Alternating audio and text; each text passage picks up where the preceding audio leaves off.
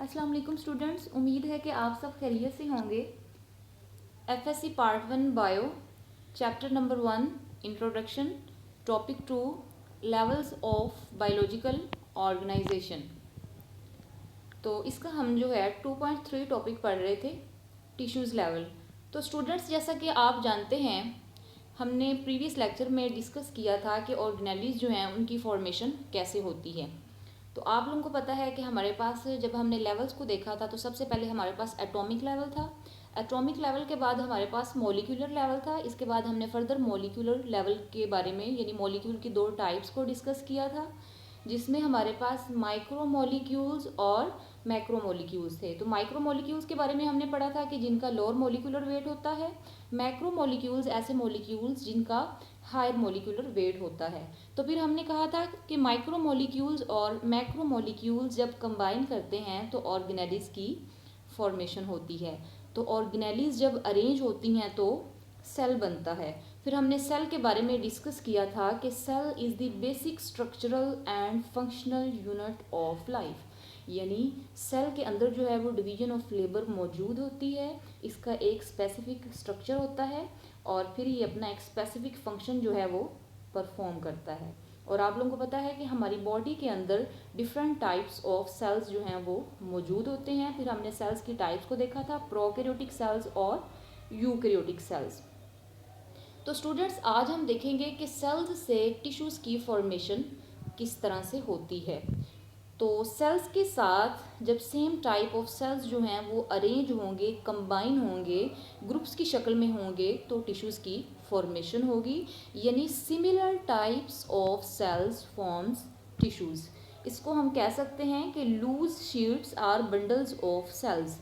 Tissues के अंदर loose sheets होती हैं और बंडल्स होते हैं किस चीज़ के, सेल्स के होते हैं। सिमिलर सेल्स होंगे तो सिमिलर टाइप ऑफ फंक्शन होगा इनका, और सेम टिश्यूज़ होंगे तो सिमिलर फंक्शंस होगा, यानी जिस तरह के सेल्स होंगे उसी तरह के ही टिश्यूज़ होंगे और ये सिमिलर फंक्शन जो है वो परफॉर्म करेंगे। तो यहाँ पे आप लोग देख सकते हैं कि यहाँ पे आप लोगों को ये शीट्स की शक्ल में ये नज़र आ रहा है कि तो इसमें बहुत ज़्यादा सेल्स जो हैं वो अरेंज हैं, तो ये एक टिश्यूज़ बना रहे हैं। तो स्टूडेंट्स, एक बात मैं आपको क्लियर कर दूं, यहाँ पे बेसिकली हमने सेल्स का पढ़ा था कि टू टाइप्स ऑफ सेल्स होते हैं, प्रोकैरियोटिक सेल्स और यूकैरियोटिक सेल्स। प्रोकैरियोटिक सेल्स जो हैं वो प्रोकैरियोट्स में पाए जाते हैं और यूकैरियोटिक सेल्स जो हैं वो यूकैरियोट्स में पाए जाते हैं। तो प्रोकैरियोटिक सेल्स जो हैं वो सिंगल सेल्ड ऑर्गेनिजम्स में होते हैं। अगर हम बैक्टीरिया की बात करें या फिर प्रोटिस्टिस की बात करें तो उनकी बॉडी जो है वो एक सेल पे मुश्तमिल होती है। उनकी बॉडी अगर एक सेल पे मुश्तमिल होती है तो फिर उनमें टिश्यूज़ फॉर्मेशन नहीं होगी, क्योंकि यहाँ पे हम कह रहे हैं कि यहाँ पे सेल्स जो हैं वो सेल्स से कंबाइन करेंगे तो टिश्यू बनेगा, लेकिन उनकी बॉडी तो सिर्फ एक ही सेल पे मुश्तमिल होती है। तो इसका मतलब है कि जो यूनिसेलुलर ऑर्गेनिजम्स हैं प्रोकैरियोट्स में टिश्यूज़ फॉर्मेशन नहीं होती। तो टिश्यूज फॉर्मेशन किन में होती है, मल्टी सेलुलर ऑर्गेनिजम्स में होती है। जितने भी मल्टी सेलुलर ऑर्गेनिजम्स हैं उनमें टिश्यूज फॉर्मेशन होती है, टिश्यू लेवल उसमें मौजूद होता है जो कि सिमिलर फंक्शन जो है वो परफॉर्म करता है। तो स्टूडेंट्स, इसके बाद हम बात करते हैं कि एनिमल्स और प्लांट्स के अंदर किस तरह के टिश्यूज जो हैं वो पाए जाते हैं। आप लोगों को पता है कि आई टिश्यू, उसमें सेल्स मौजूद होते हैं, लेंस के सेल्स होते हैं और आई के अंदर जो फ्लूइड होता है, और इसके अलावा रेटिनल सेल्स होते हैं। तो ये सारे सेल्स जो हैं ये मिलके अपना एक स्पेसिफिक फंक्शन परफॉर्म करते हैं और ये एक टिश्यू है। इसके बाद हमारे पास है मसल टिश्यूज़। मसल टिश्यूज़ का आप लोगों को पता है कि मसल टिश्यूज़ जो हैं ये मूवमेंट में इन्वॉल्व होते हैं। मसल टिश्यूज़ क्या करते हैं, ये कॉन्ट्रैक्ट होते हैं और रिलैक्स होते हैं और इनमें डिफरेंट टाइप्स ऑफ प्रोटीन्स पाई जाती हैं लाइक एक्टिन और मायोसिन। तो ये शॉर्टन और रिलैक्सेशन में हेल्प करते हैं और इनकी भी फर्दर जो हैं वो टाइप्स हैं। कौन कौन सी टाइप्स हैं, स्केलेटल मसल्स होते हैं, स्मूथ मसल्स होते हैं और कार्डिक मसल्स होते हैं।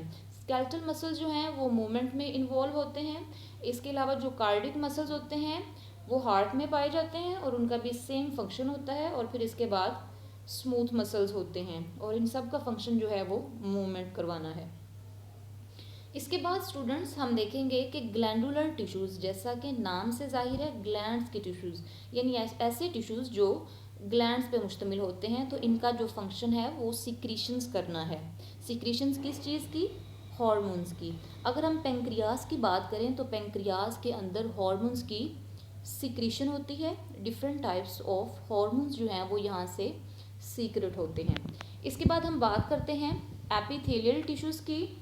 तो एपिथेलियल टिश्यूज़ जो हैं ये ऑल बॉडी सरफेसेस को कवर करते हैं, यानी ये स्किन के अंदर मौजूद होते हैं। जैसा कि आप लोग जानते हैं कि स्किन जो है ये लार्जेस्ट बॉडी ऑर्गन है एनिमल्स का।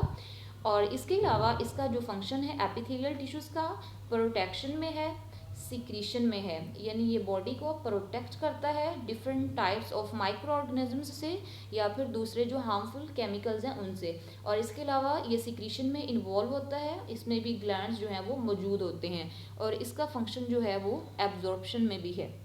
तो ये हमने एनिमल्स को डिस्कस किया है। तो स्टूडेंट्स फर्दर हम बात करते हैं प्लांट्स की। तो आप लोगों को पता है कि प्लांट्स जो हैं ये भी यूकैरियोट्स हैं, तो इनमें भी सेल्स कंबाइन करके टिश्यूज़ की फॉर्मेशन करते हैं। तो सबसे पहला जो हमारे पास टिश्यू यहाँ पे है वो है पैरेन्काइमेटस टिश्यूज़।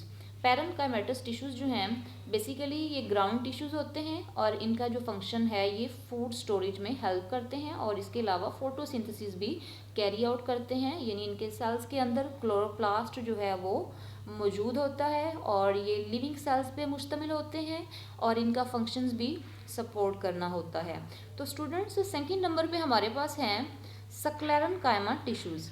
सक्लेरेन्काइमा टिश्यूज़ जो हैं इनके अंदर सक्लेरिड्स भी मौजूद होते हैं और इनका फंक्शन भी सपोर्ट होता है।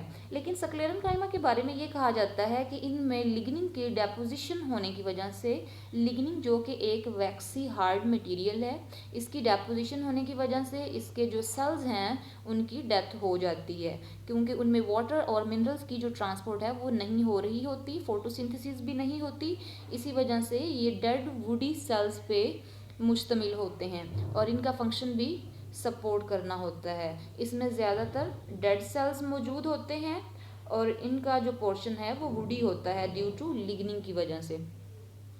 इसके बाद है हमारे पास कोलेनकाइमा टिश्यूज़। कोलेनकाइमा टिश्यूज़ जो हैं ये इलोंगेटेड लिविंग सेल्स होते हैं और कोलेनकाइमा टिश्यूज़ के अंदर भी वैक्सी मटेरियल्स जो हैं वो मौजूद होते हैं। इसमें हेमी सेलुलोज मौजूद होता है, पैक्टन मटेरियल्स और सेलुलोज वगैरह जो हैं वो इसमें मौजूद होते हैं। ये लिविंग सेल्स पे मुश्तमिल होते हैं और इसमें भी क्लोरोप्लास्ट जो है वो मौजूद होता है। क्लोरोप्लास्ट होने की वजह से इनमें फोटोसिंथेसिस जो है वो कंटिन्यू रहती है और इनका फंक्शन भी सपोर्ट में भी होता है, फूड में भी और फोटोसिंथेसिस में भी होता है।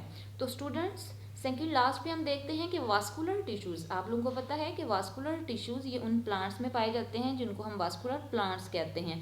तो वास्कुलर टिश्यूज़ कौन कौन से? हमारे पास दो हैं, जाइलम और फ्लोएम।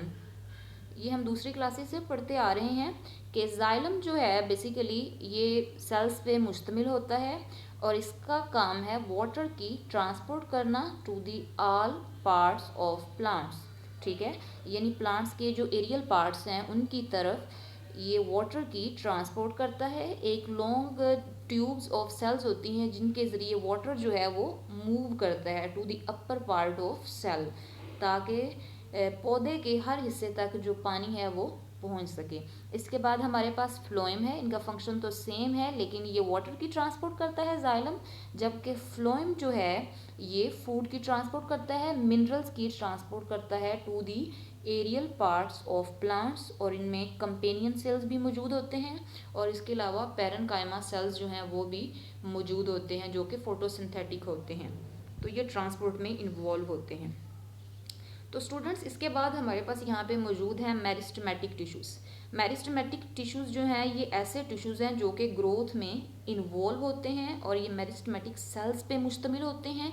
और मेरिस्टेमेटिक सेल्स जो होते हैं ये वो सेल्स होते हैं जिनके पास पोटेंशियल होता है कि वो डिवाइड कर सकें और ये सेल्स जो हैं ये कॉन्टीन्यूसली डिवाइड करते रहते हैं और ये प्लांट्स की ग्रोथ में इन्वॉल्व होते हैं। जब तक किसी प्लांट में मेरिस्टेमेटिक सेल्स जो हैं वो एक्टिव रहते हैं तब तक प्लांट्स की ग्रोथ जो है वो कंटिन्यू रहती है और सेल्स जो हैं वो इनके इलोंगेट होते रहते हैं, लेंथ में इंक्रीज होता रहता है मेरिस्टेमेटिक टिश्यूज़ का। तो स्टूडेंट्स ये थे प्लांट्स के टिश्यूज़, पैरेनकाइमेटस, स्क्लेरेनकाइमेटस, कॉलनकाइमेटस और vascular tissues and meristematic tissues. तो स्टूडेंट्स एक दफ़ा रिमाइंड कर लेते हैं। तो आज हमने पढ़ा टिश्यूज़ लेवल। टिश्यूज़ लेवल ये है कि जब सेल्स कंबाइन करते हैं, सेल्स अरेंज होते हैं तो टिश्यूज़ की फॉर्मेशन होती है। टिश्यूज़ जो हैं ये लूज शीट्स या फिर बंडल्स होते हैं सेल्स के, जो कि सिमिलर फंक्शंस परफॉर्म करते हैं। इसके बाद हमने एनिमल्स के टिश्यूज़ के बारे में पढ़ा, जिसमें मसल टिश्यूज़ हैं जो कि मूवमेंट में इन्वॉल्व होते हैं। इसके बाद ग्लैंडुलर टिश्यूज़ हैं जो कि सिक्रीशंस में इन्वॉल्व होते हैं हॉर्मोन्स की। और इसके बाद हमारे पास एपिथेलियल टिश्यूज़ होते हैं जो कि स्किन के अंदर पाए जाते हैं। फिर इसके बाद हमारे पास प्लांट्स के टिश्यूज़ हैं, पैरेनकाइमेटस टिश्यूज़ जो कि फूड स्टोरेज में सपोर्ट में इन्वॉल्व होते हैं। फिर हैं स्क्लेरेनकाइमेटस टिश्यूज़ जो कि डेड और वुडी सेल्स पे मुश्तमिल होते हैं और इनका काम भी सपोर्ट होता है। और इसके बाद है कॉलनकाइमेटस टिश्यूज़ जो कि फोटोसिंथेसिस में इन्वॉल्व होते हैं। फिर हमारे पास है वास्कुलर टिश्यूज़ जो कि वाटर और मिनरल्स की ट्रांसपोर्ट करते हैं to the aerial parts of plants. फिर हमारे पास लास्ट पे मेरिस्टेमेटिक टिश्यूज़ हैं जो कि प्लांट्स की ग्रोथ में इन्वॉल्व होते हैं, प्लांट्स की लेंथ में इंक्रीज करते हैं। थैंक यू स्टूडेंट्स, अल्लाह हाफिज़।